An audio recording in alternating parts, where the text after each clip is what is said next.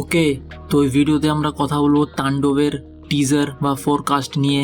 তো এখনো সাধারণ মানুষ তুফানের রেশ কাটিয়ে উঠতে পারেনি, তার মধ্যে শাকিব খান এবং রায়হান রাফি তাদের নেক্সট ফিল্ম তাণ্ডব নিয়ে হাজির। তো কেমন ছিল এই তাণ্ডবের টিজার বা ফোরকাস্টটা, সেটা নিয়ে কথা বলবো। তো এক কথায় যদি বলি, তো এটা অ্যাকচুয়ালি তো একটা তাণ্ডব টিজার ছিল। তো এখানে শাকিব খানকে একটু অন্যভাবে প্রেজেন্ট করা হয়েছে বরবাদ এবং তুফানের থেকে একটু ভিন্নভাবে, যেটা দেখতে খুব ভালো লাগছে। অ্যাটলিস্ট ওই একই ধাঁচের মনে হচ্ছে না। তো এটা একটা কাইন্ড অফ হাইস্ট জনরের ফিল্ম হতে চলেছে। তো যারা মানি হাইস্ট দেখেছো তারা সেই ফিলটা এখানে পাবে।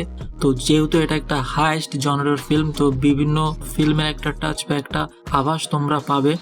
দেখার যে গল্পটাতে নতুনত্ব কি থাকে। তো প্রথমেই পুরো টিজারটা একটা মনোলগ দিয়ে স্টার্ট হচ্ছে এবং পুরো টিজারটাকে ওই মনোলগের মাধ্যমে সেট আপ করা হয়েছে, যেটা সত্যি খুবই দারুণ এবং খুব ভালোভাবে তারা করতে পেরেছে। এবং এই মনোলগের মাধ্যমে ধীরে ধীরে শাকিব খানের ক্যারেক্টারটাকে বিল্ড আপ দেওয়া হয় এবং দেখা যায় যে শাকিব খান একটা মাস্ক পরে সকলের মধ্যে উপস্থিত হয় এবং বাস থেকে নামের, এবং সে শুধু একা না, তার সাথে তার পুরো টিম আছে যারা সবাই ওই একই ধরনের মাস্ক ব্যবহার করে।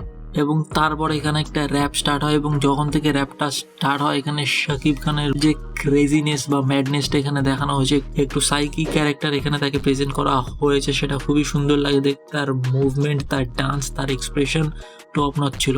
তো যত সম্ভব শাকিব খান এখানে অ্যান্টি সিস্টেমের বিরুদ্ধেই কথা বলবে এবং যার ফলে সাধারণ দর্শকও তাকেই সাপোর্ট করবে, জাস্ট লাইক মানি হাইস্ট। এবং এখানে আমরা একটা শর্টে জয়া আহসানকেও দেখতে পাচ্ছি, যে কিনা শাকিব খানের দিকে বন্দুক তাক করে আছে। তো নো ডাউট এটা একটা ভালো এবং জবরদস্ত ফেস অফ হবে, কারণ আমরা জানি যে জয়া আহসান কোন লেভেলের অ্যাক্ট্রেস। এবং অফকোর্স শাকিব খানও রিসেন্ট কিছু বছরে নিজেকে অ্যাজ আ অ্যাক্টর প্রমাণ করেছে। তো নো ডাউট এটা একটা ব্লাস্ট টিজার ছিল। তো অ্যাজ সাচ তো এই টিজারে নেগেটিভ এমন কিছুই লাগেনি। হোপ যে পুরো ট্রেলারটা আসলে আমরা আরও ভালোভাবে এই বিষয়গুলো নিয়ে কথা বলতে পারবো, এবং অফকোর্স পুরো ফিল্মটা দেখার পরে আমরা নেগেটিভ এবং পজিটিভ দিক নিয়ে ভালোভাবে কথা বলতে পারবো।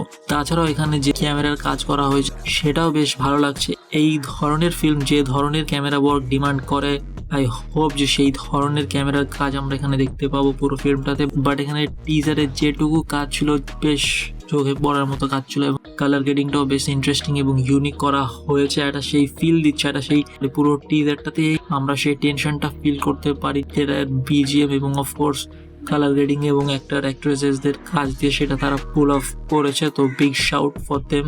তো দেখা যাক ট্রেলারটা কেমন হয়, এটা নিয়েও কথা বলবো আরো ডিটেলে। তো আমার তো টিজারটা এক কথায় খুবই ভালো এবং জবরদস্ত লেগেছে। তোমাদের কেমন লাগলো এই টিজারটা, সেটা নিশ্চয়ই কমেন্ট করে জানিও। আর তোমাদের সাথে দেখা হবে পরের ভিডিওতে। Good bye.